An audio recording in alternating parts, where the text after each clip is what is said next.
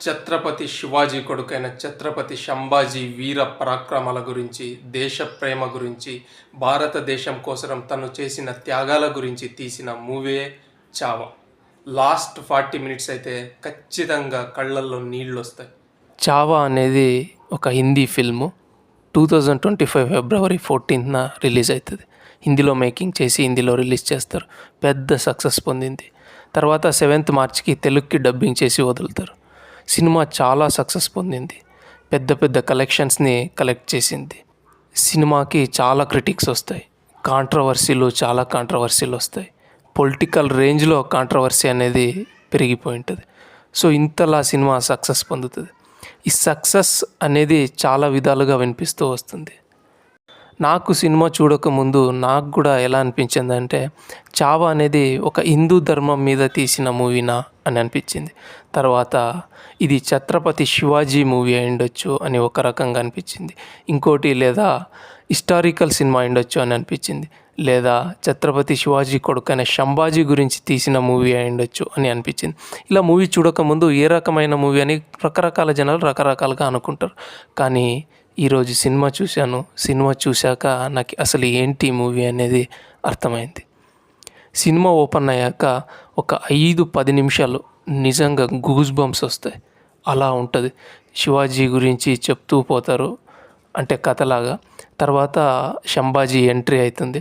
So అక్కడ ఒక 5-10 minutes నిజంగా గూస్ బంప్స్ అనేవి వస్తాయి మనకి. తర్వాత అలా స్టోరీ నడుస్తూ వెళ్తూ ఉంటుంది.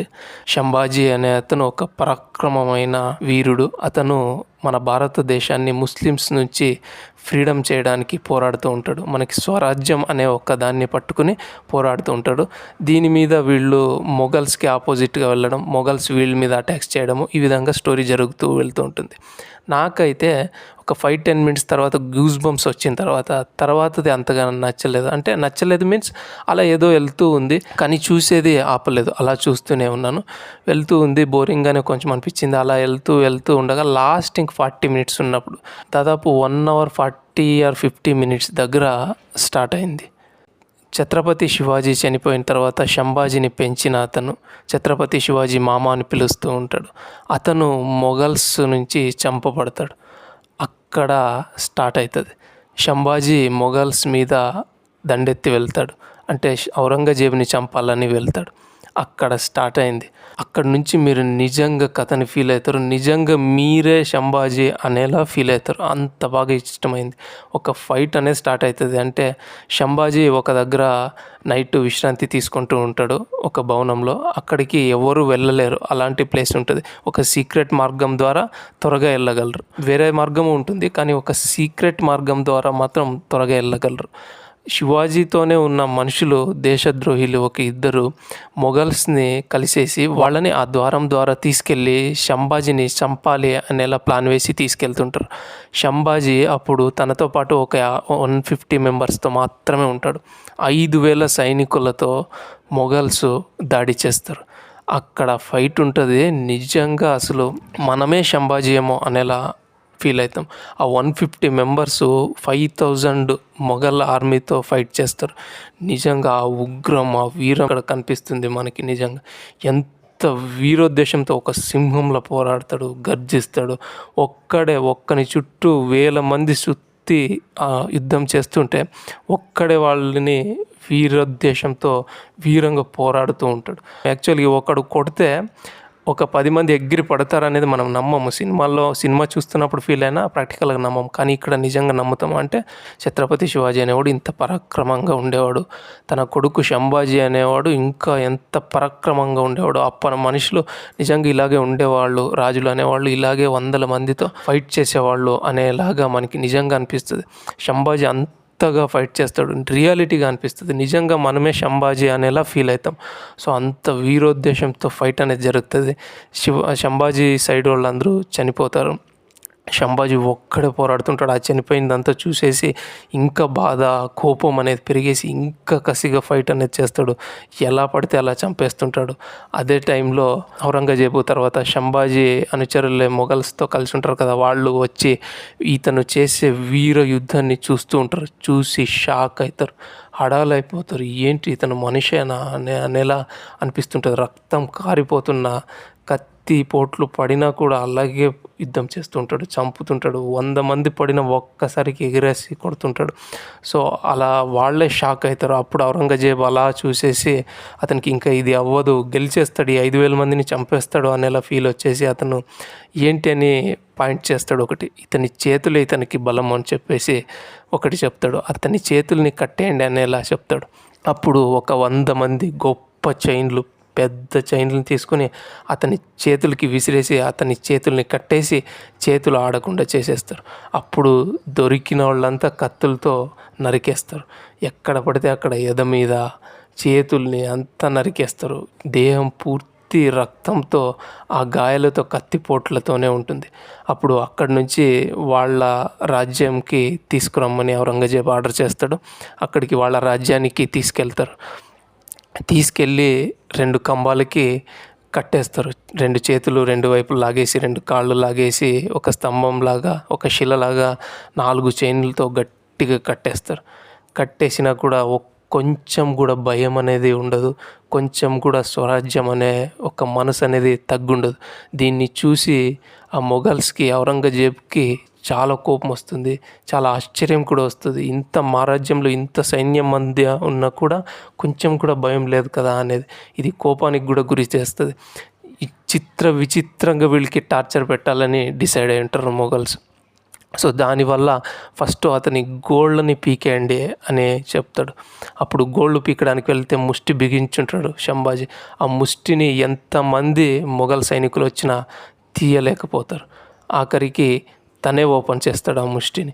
అప్పుడు ఒక్కొక్కటిగా గోరు పీకుతుంటారు. ఆ గోరు పీకే నొప్పి ఎట్లా ఉంటుంది, ఆ నొప్పి కొంచెం కూడా బాధపడడు, కొంచెం కూడా నొప్పిగా ఫీల్ అవడు, కొంచెము భయపడడు అసలు. దీన్ని చూసి షాక్ అవుతారు. ఒక్కటే పదం తన నోటి నుంచి వస్తుంది, జగదాంబ అని, అంటే భవానీ మాత పేరు అది మాత్రం వస్తుంది. అంతే, ఏ నొప్పి ఫీల్ అవ్వడు. దీన్ని చూసి షాక్ అవుతాడు. తనని తాను కోల్పోయినట్టు ఫీల్ అవుతాడు. ఔరంగజేబు ఓడిపోయినట్టు ఫీల్ అవుతాడు. తర్వాత ఇంకొక పనిష్మెంట్ ఇవ్వాలి అని చెప్పి రాళ్లలాగా ఉండే ఉప్పు ఉంటుంది కదా, దొడ్డు ఉప్పు, దాన్ని తన దేహం మీద ఉన్న మాంసపు ముద్దకి, అంటే ఆ గాయాలు, కత్తిపోట్లు అంటే దాని మీద రాయడానికి రాస్తాడు.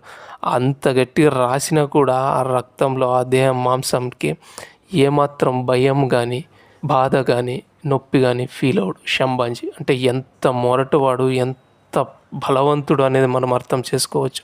అప్పుడు కూడా ఒకటే మాట, జగదాంబ అని భవానీ మాతని తలుచుకుంటాడు. అంతే. దీనికి ఇతను లొంగకపోయేసరికి వాళ్ళకి ఇంకా కోపం వస్తుంది. ఇంకా కోపం వచ్చిన తర్వాత వీళ్ళకి ఏం చేయాలి, ఆ కళ్ళల్లో కొంచెం కూడా భయం కనబడట్లేదే అని చెప్పేసి ఆ కళ్ళనే పీకేయమని ఆర్డర్ చేస్తాడు ఔరంగజేబ్. అప్పుడు సైనికుడు ఒక అతను బాగా కాసిన సలాకుల్ని, ఎర్రగా కాసి అగ్గిలో ఉంటాయి, అవి తీసుకొస్తాడు కళ్ళ దగ్గరికి. తీసుకువచ్చినప్పుడు ఆ సైనికుడే ఇక ఆ స్థితికి ఇదైపోయి ఆ ముస్లిం సైనికుడే చెప్తాడు, ప్రభు ఇప్పుడైనా మీరు కళ్ళు మూసుకోండి రాజా అని చెప్తాడు. అప్పటికి కళ్ళు మూసుకోడు, అలాగే చూస్తుంటాడు. అర్రగా ఉన్న ఆ సలాకిలో, అగ్గిలో ఉన్నవి కళ్ళ దగ్గరికి వెళ్ళినా, గుడ్ల దగ్గరికి వెళ్ళినా కూడా కళ్ళు మూయకుండా, కొంచెం కూడా భయం లేకుండా అలానే తీక్షణంగా చూస్తూ ఉంటాడు. ఆఖరికి ఆ కళ్ళని కూడా పీకేస్తారు. అప్పుడు కూడా ఏ అరపు రాదు, ఏ భయము రాదు, ఏ నొప్పి కలిగినట్టు బిహేవ్ చేయడు.